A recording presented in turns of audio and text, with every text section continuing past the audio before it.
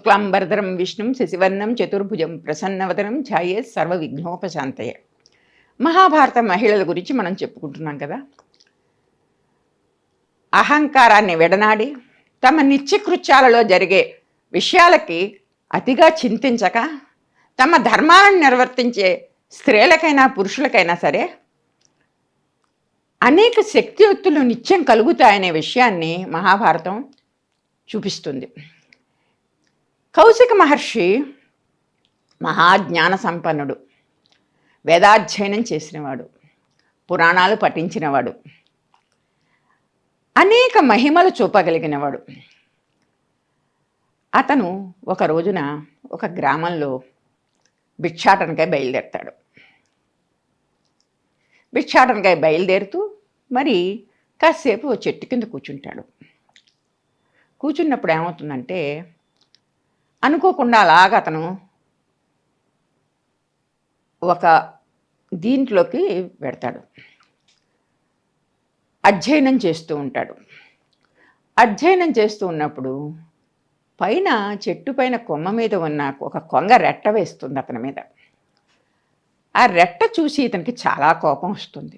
దేవుటిది, నేను నిరంతర అధ్యయన పరుణ్ణి, ఇక్కడ కూర్చుని వేదాధ్యయనం చేసుకుంటున్నాను ఈ చెట్టు కింద కూర్చుని, నా మీద ఈ కొంగ రెట్ట వేయడం ఏమిటి అని చెప్పేసి ఒక్కసారి కోపోద్రిక్తుడై పైకి చూస్తాడు. చెట్టు పైకి అక్కడ కొంగ కూర్చుని ఉంటుంది.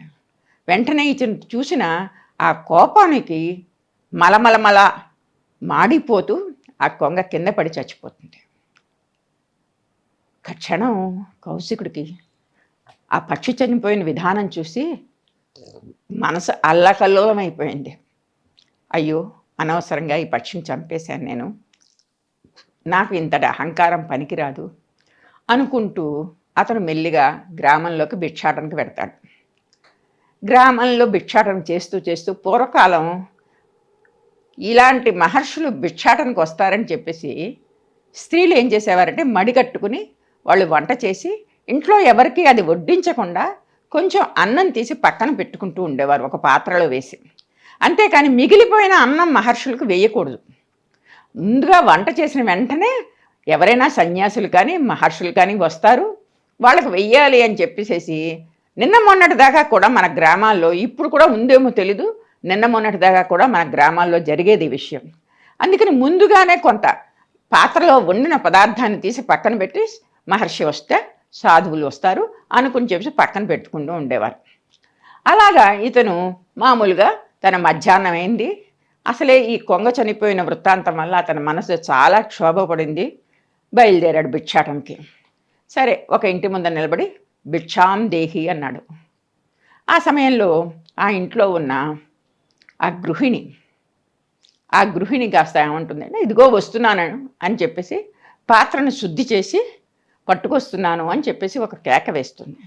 సరే, ఆవిడ వేసిన కేకని విన్న కౌశిక మహర్షి సరే వస్తుందిలే అనుకుంటాడు.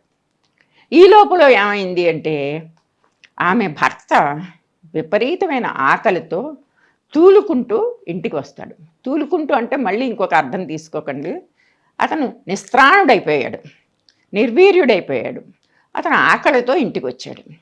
ఇంటికి వచ్చిన వెంటనే ఆవిడ దృష్టి ఎంతసేపు భర్త మీదే ఉంది. అందుకనే ఆవిడ మహాపతివ్రత.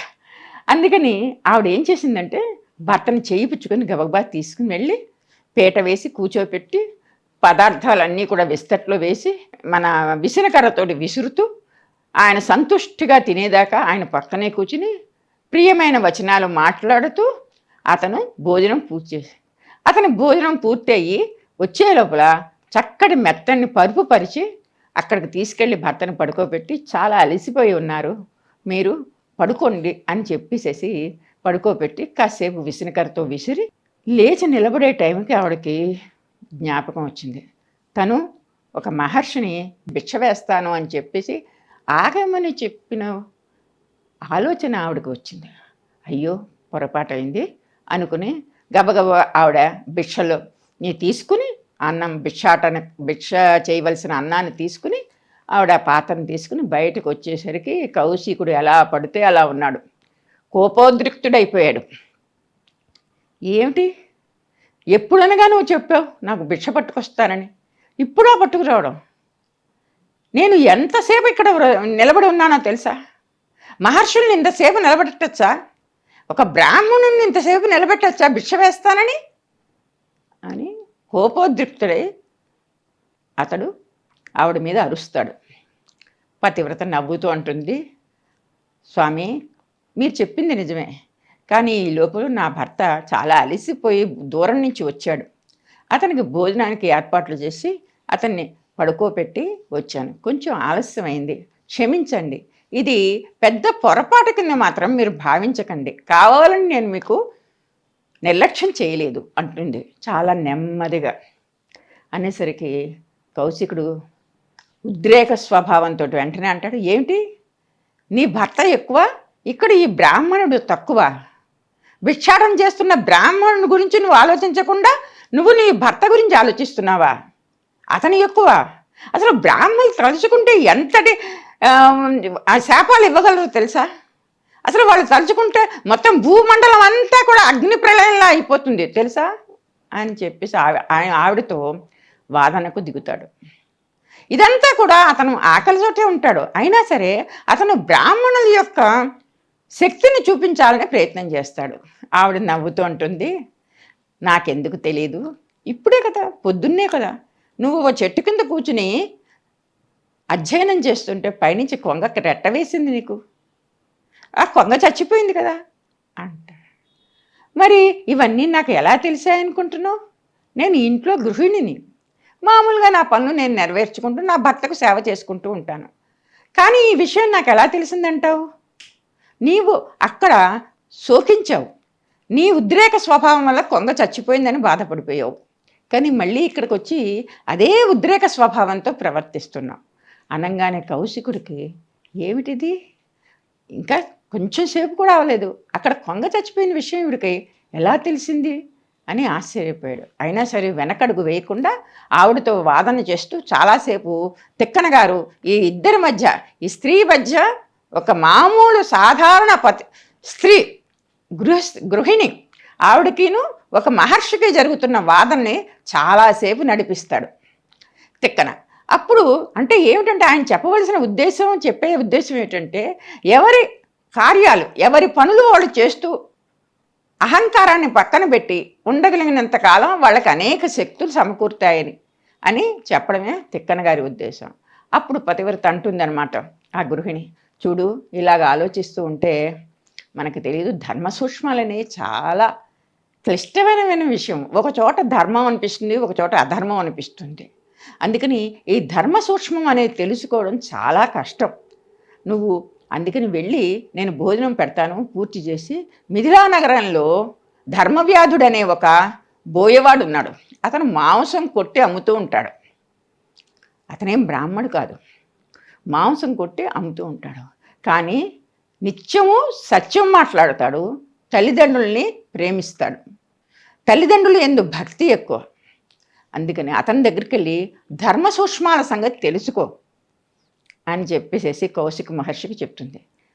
ముందర అనుకుంటాడు కౌశికుడు, ఏంటి నేను బోయవాడి దగ్గరికి వెళ్ళి, ఒక బోయవాడు మాంసం అమ్ముకునే బోయవాడి దగ్గర నేను ధర్మ సూక్ష్మాలు తెలుసుకోవాలా, నేను ఇంత వేదాధ్యయనం చేసిన వాడినే అనుకుని అతను కొంచెం బాధపడినా తక్షణం తన అహంకారాన్ని దూరంగా పెట్టి పతివ్రత చెప్పిన మాట విని అతను ఆ మిథిలా నగరానికి చేరుకుని అక్కడ అతని దగ్గర ధర్మ సూక్ష్మాలు తెలుసుకుంటాడు.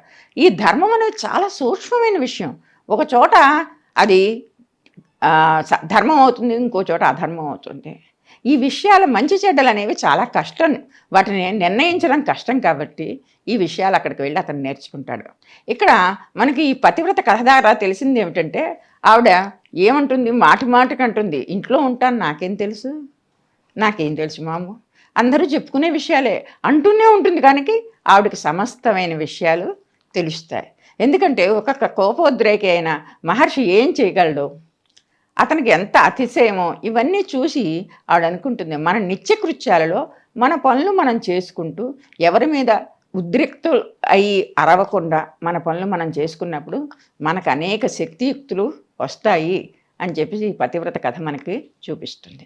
మళ్ళీ ఇంకో కథలో మళ్ళీ కలుసుకుందాం. Please subscribe to the channel and download the Politicos app from the links in the description.